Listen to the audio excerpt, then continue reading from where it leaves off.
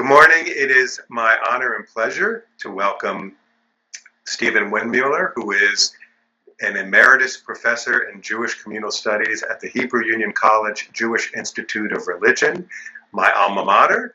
And it is so wonderful to be speaking to Stephen at any point, but in particular in the weeks leading up to the election, because one of the many things for which he is known is that in any given presidential election cycle that I remember in the last number of cycles, Stephen, you've always had some really thoughtful and insightful things to share about the broader climate, but in particular about the Jewish involvement and engagement with the vote. And there are some things that are always kind of assumed about what the Jewish electorate would do or say or what their priorities are.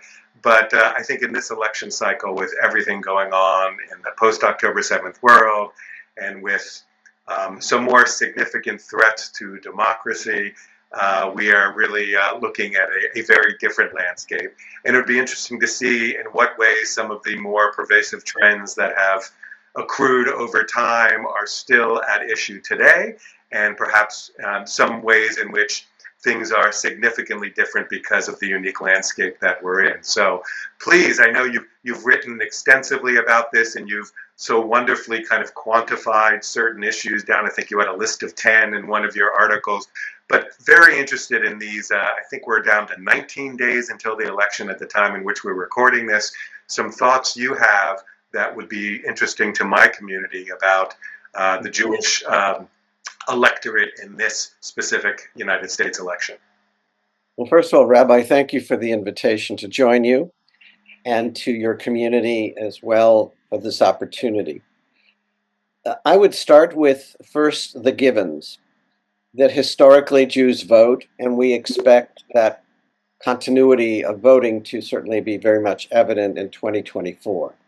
The second is that Jews are activists, givers, commentators, in so many ways associated with Jewish political behavior and with the American electorate. A third principle is that we are the oldest white ethnic constituency among all of the voting groups, and that is important to understand in the context that as American demography changes, our political influence and place will also change, and that, I think, is an important longer-term consideration. And finally, that there is a sort of an abiding passion, if you wish, for American Jews to be involved. And this grows out of a long history of Jewish connections to the American society, to civics and culture of this country, and a abiding interest certainly in the strength of democracy, which is, as you noted, an undergirding theme in certainly 2024. So that's a long and fruitful list indeed. Tell me a little bit about the Jewish electorate. You had mentioned that it skews toward kind of the older end of the spectrum.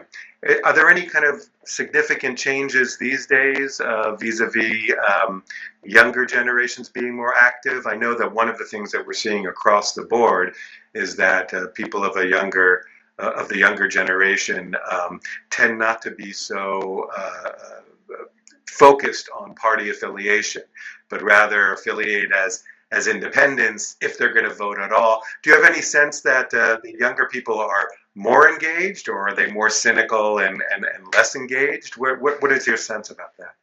Well, we expect up to sort of 4 million new voters in the United States in this election, at least that number. And the Gen Zs, as we know them, are an interesting group. As you noted, they tend to be less loyal to a political party and are registering as independents. And among Jewish young voters, we see some very interesting perspectives. First of all, an abiding concern about the rise in anti-Semitism, and equally significant concern with regard to American democracy and its viability and health. And a third concern having to do with wherever they are on the political spectrum on Israel, there is certainly nonetheless an abiding sense or a deep sense of concern and connection with Israel in whatever form or shape that may look like in terms of their political positions or perspectives. What we also know is younger voters are particularly interested in integrity, authenticity, and the compassion of candidates. Uh, and while, as you correctly point out, whether younger voters actually take that opportunity and use the privilege of voting, that's always an uncertainty. But if we are right about the fact that the vice president's entry into the race has, in some sense, triggered a greater investment, if you wish, or interest in this campaign, then we should likely see a fairly high turnout of younger voters. Although we have some data to suggest that 10% of Americans who had voted, for example, in the last election, which, by the way, produced the single largest turnout of Americans in an election since the 1900 election. Wow. That was something like 67% of eligible voters participated, which is for America obviously quite high. But we're concerned that we could see as many as 10% of that drop off because simply overwhelmed, discouraged, and having sort of felt a loss of interest, if you wish, in the political tensions that have mounted from 2016 moving forward, and have led some folks to believe that we may actually see a decline in the number of participants in this election. That would be a painful irony at the time in which we are really looking for people to be engaged, particularly because the stakes are so high vis-a-vis the democratic character of the country, the idea that people will be less engaged at a time of a real dire need for that. It's troubling, to say the least.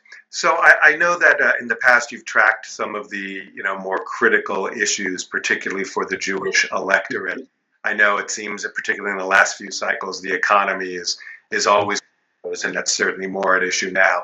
I think the other two that you had noted in some of your work were abortion and Israel, that those were the key three issues. Are those really the ones that kind of have dominated the polls, the polling of the Jews, or are there some other issues that have come up?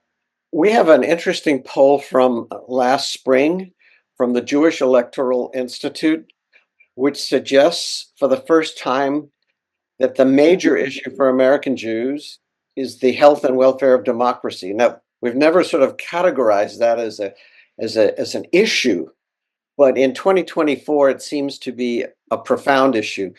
That democracy itself is on the ballot, if you wish. Is that related to kind of concerns about the stability of our society vis-a-vis a stable, more liberally democratic-oriented society is better for Jews, and people recognize that? Yes. Oh, absolutely. I think that is the driving theme behind that, for sure.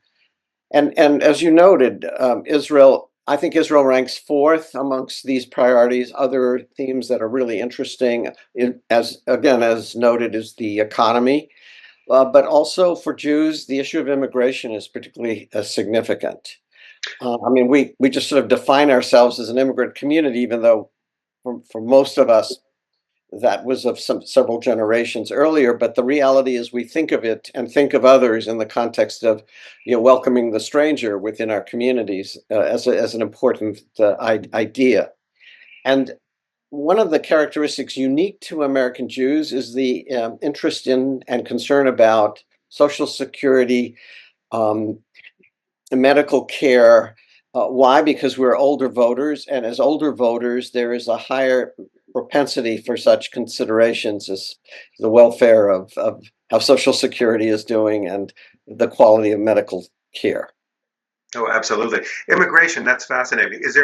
Have you seen anything that kind of dives into that a little more deeply, more of a kind of an open borders kind of embrace of amnesty, or is there kind of a spectrum of concern for having, open avenues for immigration, so legally, and to reform the system? Because one of the things that we're seeing is that particularly within, it seems, the Hispanic population, there really is a gamut of views on this, some far more conservative than one might.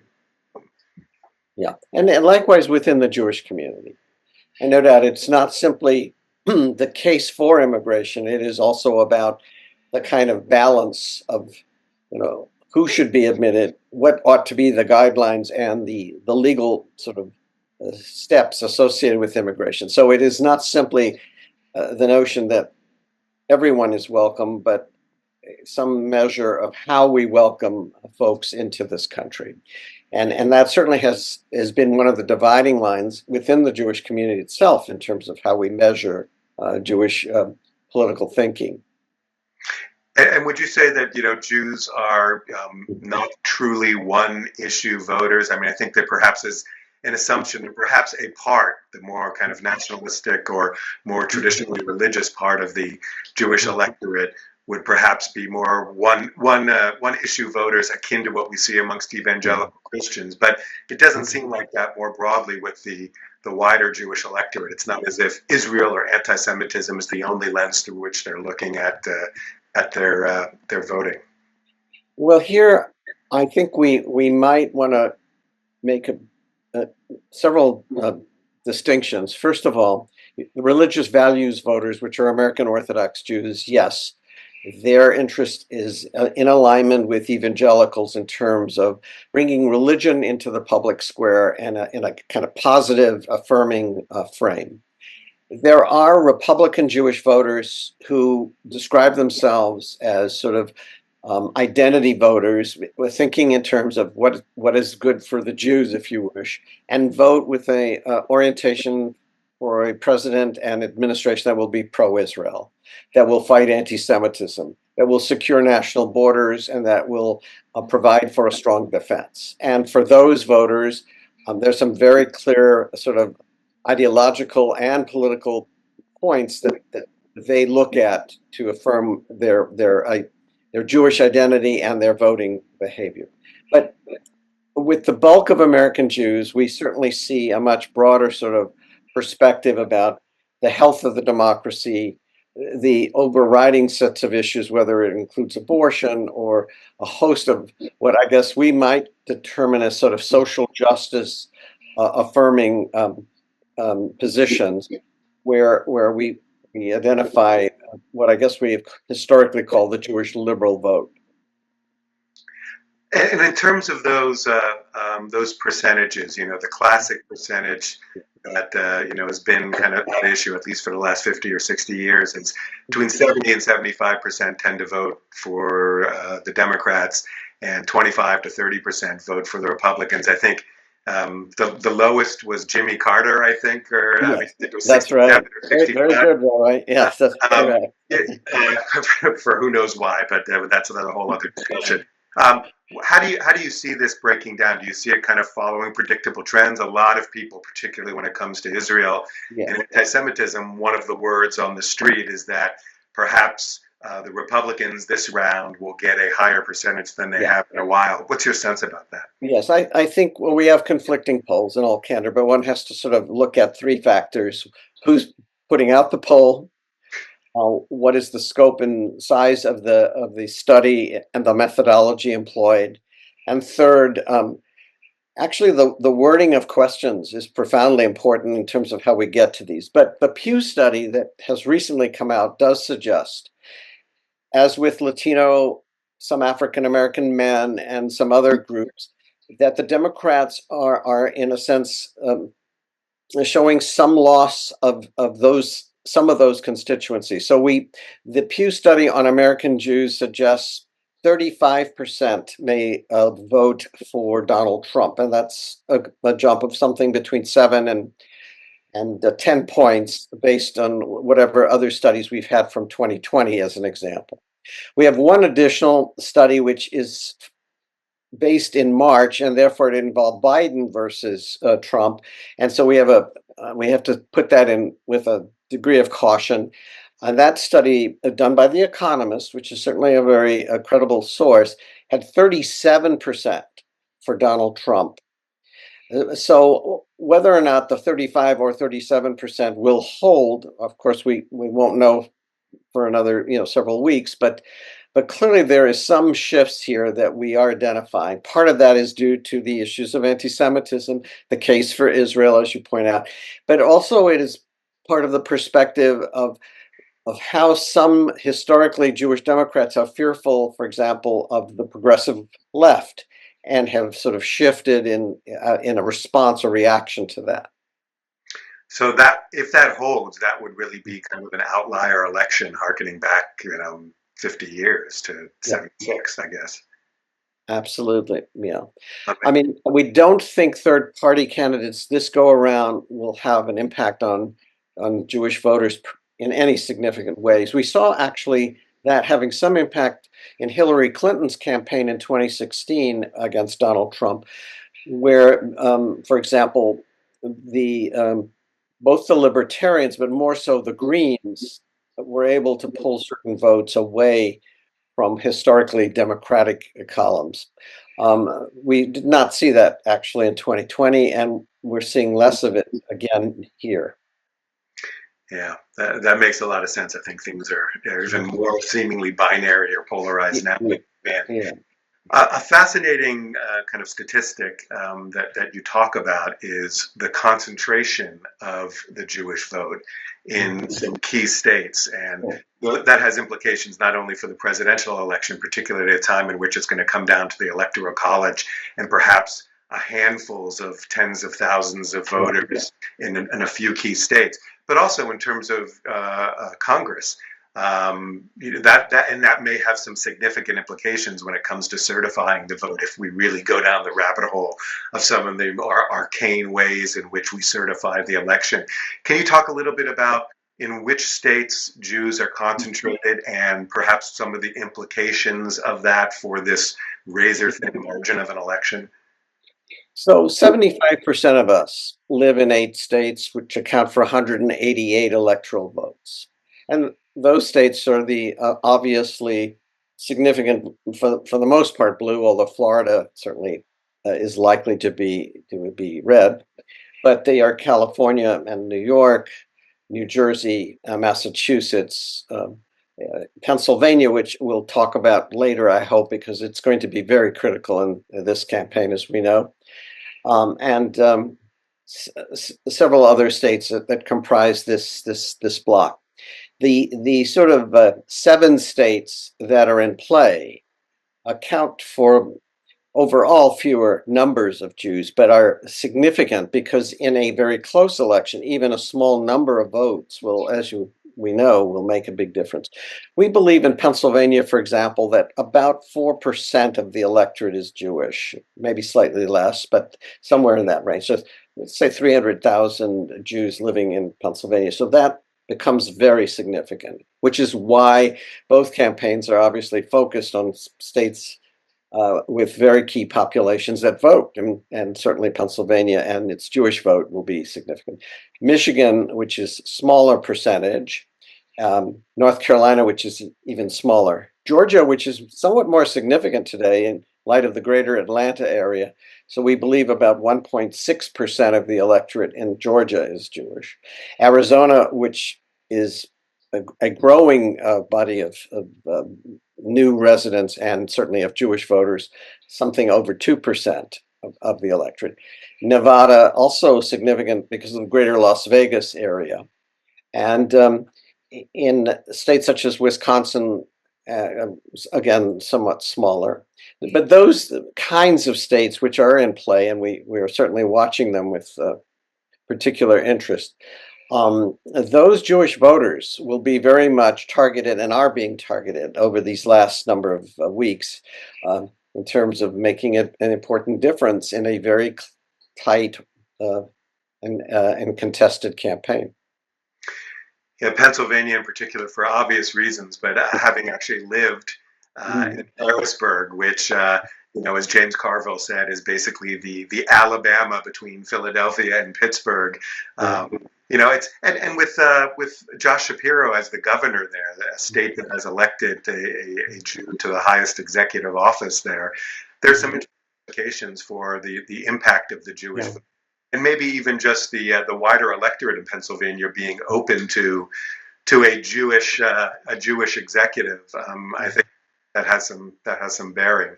Any other thoughts about Pennsylvania specifically? Yes. we now believe, and now this will be interesting, and if we can confirm this in 2024, is that Jewish votes in part depend on the region or part of the country in which you live. In other words, we expect a more conservative Jewish vote in South Florida, for example, than we will in Greater Philadelphia and Pennsylvania as a whole. And we base that on the 2020 election, where we saw polls from Pennsylvania of Jewish voters and again an outtake from Florida voters, and it shows some very different characteristics. So we're looking at something that we haven't studied before, which is sort of the regionalization of the Jewish vote, which we aren't going to try to explain right now, but it certainly it will be fascinating to see if this holds up in this election. No, absolutely. Just a few weeks ago, an infamous comment from Donald Trump that he always comments on how insane the Jews are not to vote for him in droves for multiple reasons. But then he went even one step further and said, essentially, if he loses the election, that in some way it will be due to Jews not voting for him in the proportion that he thinks is logical. Is that just his typical stream of consciousness, just the comments that kind of come randomly, or do you think there are some real implications for especially in our current climate, for making those kinds of comments? Well, the comment drew significant criticism, as you may recall, from a number of American Jewish leaders and certainly major national Jewish organizations, including the American Jewish Committee and the Anti-Defamation League. I mean, having studied Trump in my book on Trump from 2021, which I did for the University of Southern California, was a collection of different perspectives about the impact of Donald Trump on American Jewry in Israel and his 4-year presidency. And the writers in that volume, and I would concur, generally see a part of this as part of his populist behavior, his effort to evoke conversations about him and about the cause that, in a sense, he's seeking to create or represent. But having said that, we need to be certainly concerned that there may be political fallout of people taking actions similar to what we saw with Pittsburgh, in the sense that a lone ranger in that context, seeing something online about the fact that Jews were enabling immigrants to come into this country through HIAS, used that HIAS sort of idea and went into the Tree of Life Synagogue to in a sense, carry forward his anger and disgust, if you wish, at American Jews. So we need to be really quite mindful that even those kinds of offhanded statements may have profound implications for the community well beyond its statement. So on one level, it is kind of Trump following Roy Cohn's advice to always be in the papers and to keep your name out there and to spur conversation, but maybe some implications, obviously some implications and consequences that clearly, I hope, were unintended. Last thing, any kind of key surprises in terms of things that you've been looking at for this election compared to others? Anything kind of that really shocked you coming out of your surveys and studies? Well, I think that it is an election that has created anxiety for American Jews. And all of the themes we've talked about, anti-Semitism, Israel, the state of democracy and its viability, all contribute to this sort of uneasiness. And I think that is maybe more distinctive and more clear in 2024 than we would have seen in the two prior campaigns. And that is very much about what I think is the sort of tenor of why American Jews, for that matter, Americans, are certainly feeling the implications of this election as going far more deeply into the body politic of the society. Wonderful. Stephen Windmueller, thank you so much for your insights. I guess time will tell in the next 19 days and beyond. and look forward to your post-election analysis and seeing the degree to which the things that we kind of are seeing in the offing are actually borne out with the election. Thank you so much. Thank you.